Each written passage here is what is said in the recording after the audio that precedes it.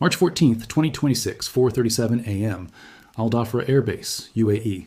4 Boeing E-3 Sentry AWACS aircraft sat in hardened shelters, each worth $270 million each, irreplaceable. At 4:38 a.m., they ceased to exist. Iranian ballistic missiles struck with precision that should terrify Pentagon planners. Not runways or fuel depots, the AWACS shelters. 4 direct hits, 4 holes torn in America's ability to conduct air operations. They didn't just destroy billion-dollar platforms. They destroyed capability that cannot be regenerated. Let me tell you exactly what an E-3 Sentry is, because understanding this aircraft is understanding why last night's attack changes everything about American air power in the region. The E-3 Sentry AWACS, Airborne Warning and Control System, built on a Boeing 707 airframe still flying because nothing has replaced it. The distinctive rotodome, 30 feet in diameter, rotates once every 10 seconds. Inside is radar that detects and tracks aircraft and missiles beyond 400 kilometers. One E-3 at 30,000 feet monitors airspace the size of Poland, tracking 600 plus targets simultaneously. But radar is only half the capability. The E-3 carries up to 30 personnel, battle managers, air weapons controllers, surveillance technicians. They transform raw radar data into coordinated air operations, directing fighters to intercepts, managing strike packages, deconflicting airspace. Without AWACS, pilots see maybe 100 kilometers. With AWACS, they have complete awareness across 500 kilometers, knowing every friendly and hostile aircraft position. The E-3 provides battlefield omniscience. America just lost 4 of them. The United States Air Force operates 31 E-3 Sentry aircraft total. 4 just destroyed. That's 13% of the entire AWACS fleet in one night. But the percentage doesn't capture operational impact because those 4 weren't random losses. They were the 4 assigned to CENTCOM's area. They provided coverage for operations against Iran, Iranian proxies in Iraq and Syria, Houthi forces in Yemen. They coordinated Israeli F-35 strikes deep into Iranian territory. They managed deconfliction, keeping American, Israeli, Saudi, and Emirati aircraft from colliding over hostile airspace. Every mission flown in this theater for the last 2 weeks depended on those 4 AWACS. And now they're gone. The Air Force can surge replacement aircraft from other commands. They can pull E-3s from Europe, from the Pacific, from Homeland Defense rotations, but surging takes time. Moving an AWACS from Elmendorf Air Force Base in Alaska to Al Dhafra requires crew rest, maintenance checks, diplomatic clearances for overflight, and setting up the logistics tail that keeps the aircraft flying. That process takes weeks, not days. And here's the constraint that matters more. Even if the Air Force moves every available E-3 to the Middle East, they don't have 31 operational aircraft. They have maybe 25 on a good day. The rest are in depot maintenance, undergoing modifications, or awaiting parts that Boeing stopped manufacturing in 1991. The supply chain for an aircraft built on 1960s technology is fragile. Some components require custom fabrication because the original suppliers went out of business decades ago. When an E-3 goes down for maintenance, it can stay down for months. Iran didn't just destroy 4 aircraft. They destroyed 16% of America's actually available AWACS capability, and they did it in a way that demonstrates they can do it again whenever they choose. Iranian intelligence knew exactly which shelters housed AWACS, not approximate locations, exact shelters. The missiles, likely K-Bar Shekan or Fatah variants, are precision-guided with maneuverable re-entry vehicles that adjust trajectory during descent. 4 aim points, 4 missiles, 4 direct hits on hardened targets. That's demonstrated precision strike capability. Al Dhafra has Patriot batteries, possibly THAAD, the best air defenses American money buys. They failed. Either missiles evaded interception, simultaneous launches overwhelmed defenses, or trajectories exceeded defensive capability. Result, America's most important aircraft destroyed despite hardened shelters and layered air defense. Now let me explain what American air operations look like without AWACS. An F-35 pilot striking an Iranian missile site 400 kilometers inside hostile territory previously had complete enemy air defense coverage. Known fighter locations, predicted patrol. Routes, radar coverage gaps. AWACS provided real-time updates during flight. Bandit, bearing 270, 150 kilometers, no threat to your route. You flew knowing someone watched everything, warning of dangers you never saw.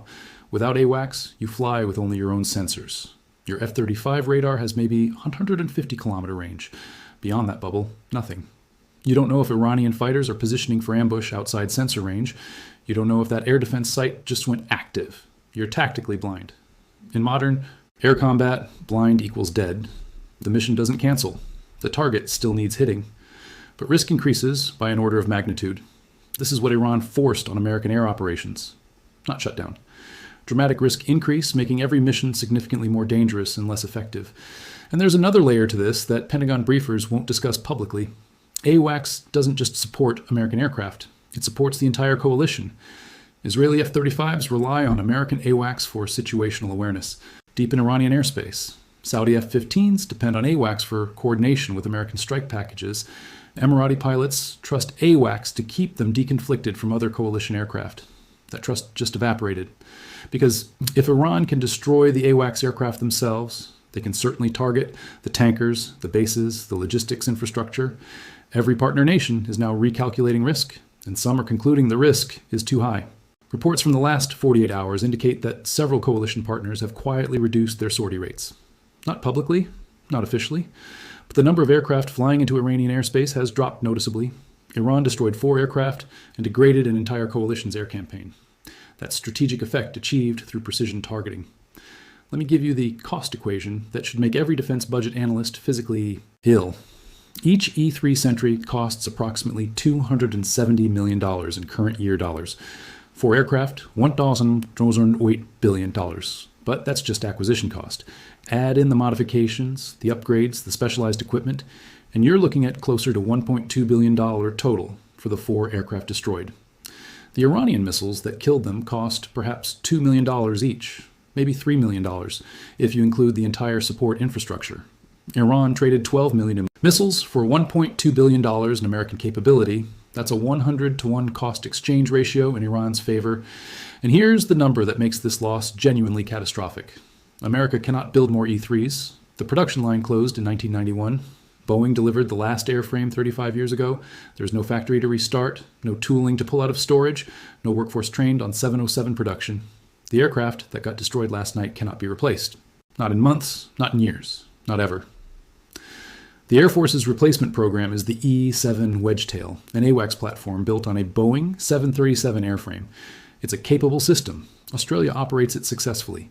But the first E-7 for the U.S. Air Force won't achieve initial operational capability until 2027 at the earliest. More realistic estimates put full operational capability at 2030. That's 4 years minimum before replacement aircraft arrive. 4 years where the Air Force operates with 13% less AWACS capability than they had yesterday. And 4 years assumes the program stays on schedule, which major defense programs never do. Iran didn't just destroy $1.2 billion in equipment. They destroyed capability that cannot be regenerated within any time frame relevant to the current conflict. The Pentagon confirmed the attack, and all 4 aircraft destroyed, then immediately pivoted to continuing operations with robust capabilities across all domains. That phrase does enormous rhetorical work. AWACS isn't just a capability among many. It's the capability that makes all others effective. Having robust capabilities without AWACS is like having an army after losing all radios. The soldiers have rifles but can't coordinate. No Pentagon official has addressed replacement timelines or how they'll maintain operational tempo with 13% fewer AWACS. The silence is the answer. They don't have good answers. Iran's IRGC released footage and a statement. America's eyes have been blinded. Let them try to see. What comes next? That's operational fact. American air operations just got significantly harder, riskier, and less effective. Iran did it with less than $15 million in missiles. Here's what pilots face now. Before last night, F-35 pilots knew AWACS watched their backs from takeoff to landing. That psychological security is gone. Every pilot flying into Iranian airspace operates with reduced situational awareness, knows guaranteed support is unavailable, knows the aircraft designed to keep them alive got destroyed and won't be replaced for years. That changes risk calculus, mission planning, willingness to push deep into hostile territory without the safety net they trained to rely on. Confidence erodes. In air combat, confidence is survival. Hesitation kills, doubt kills. Every coalition pilot has reasons to doubt. If you appreciate the depth of this analysis and want to stay ahead of what's actually happening in this war, hit the subscribe button right now. Mainstream coverage will show you burning aircraft and move on. They won't explain that these 4 losses cripple American air operations for years. They won't do the math on replacement timelines. I will. Every video. Subscribe. Because understanding what's actually happening is not optional anymore. Let me show you what loss of AWACS means across mission types. Deep strikes into Iran. Previously had real-time warning of air defenses going active, fighters launching, threat environment changes. Now strike packages rely on intelligence hours or days old. assuming worst-case threats, flying wider routes, carrying more defensive munitions instead of strike weapons.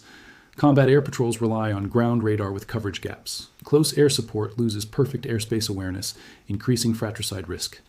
Tankers orbit based on static assessments instead of real-time AWACS designation every mission. Type gets harder, riskier, less effective. Not impossible, harder. In aggregate, strategic degradation. Iran didn't need to shoot down every American aircraft. They made air operations unsustainable. 4 AWACS destroyed achieves that. The E-3 production line closed in 1991. Tooling scrapped, workforce retired, supply chain moved on. No mechanism exists to restart production. The replacement E-7 Wedgetail won't reach operational capability until 2027 at earliest. More realistically, 2029, 2030. Even accepting an optimistic 2027, that's 18 months minimum. This war is happening now. The gap exists now. No way to close it because the capabilities just got destroyed. The U.S. operates 27 remaining E-3s, but availability runs 70 to 75%, maybe 20 flyable at any time. Those 20 must cover the entire world: Europe, Pacific, Homeland Defense, Middle East. The Middle East lost dedicated coverage. Surging from other theaters leaves gaps elsewhere. Pull from Europe, degrade NATO's Russia monitoring. Pull from Pacific, reduce Taiwan. Straight surveillance. Pull from Homeland Defense, create U.S. airspace vulnerabilities. No good option. Every choice trades one critical mission for another. Iran created that dilemma with 4 missiles.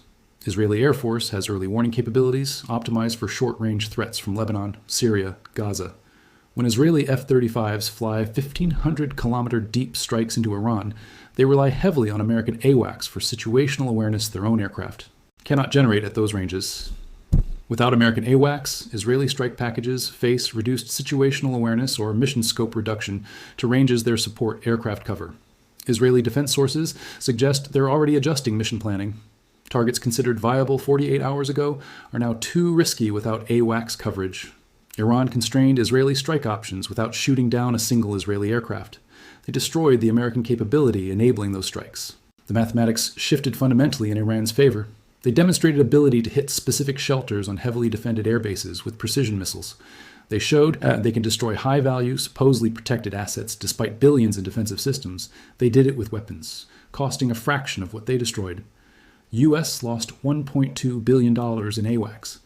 Iran spent maybe $12 million. That 100-to-1 cost-exchange ratio is catastrophic. For defenders, it gets worse because Iran can threaten every high-value American asset and theater with the same calculus. Every target Iran hits with a $3 million missile costs America exponentially more to replace. And replacement assumes it's possible. You can build more missiles. You cannot build more E-3s. The constraint isn't money. It's physics and time.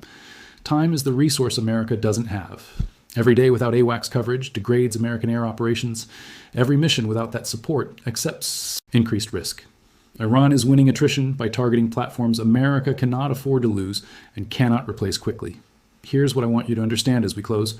4 aircraft destroyed, $1.2 billion in losses, 13% of total AWACS capability gone, replacement measured in years. American air operations across the Middle East running with degraded awareness and increased risk. Coalition partners recalculating participation. Iranian missiles cost $12 million and achieved strategic effect persisting for years. This isn't about aircraft being destroyed. This is about irreplaceable capability eliminated permanently from the battle space. The Pentagon calls it continuing robust operations. Reality is, American pilots flying into Iranian airspace without support systems they trained careers to rely on, accepting previously unacceptable risks, because the alternative is ceding airspace entirely. Iran didn't shoot down America's most expensive aircraft. They shot down the irreplaceable ones. The eyes that see everything, coordinate everything, keep everyone alive. Now they're gone. Share this video because mainstream media is showing you smoking wreckage and calling it a tactical loss. They're not explaining that these 4 aircraft cannot be replaced for years. They're not doing the math on cost-exchange ratios. They're not telling you that every American pilot in theater just lost the support system that kept them safe. They're showing you burning metal and moving on. But burning metal isn't the story. Irreplaceable capability destroyed is the story.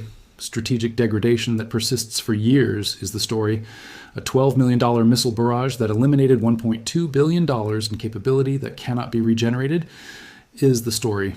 Iran just blinded American air power in the Middle East. Not completely, not permanently, but enough and for long enough that every mission from Here, Forward accepts risks that were unthinkable yesterday.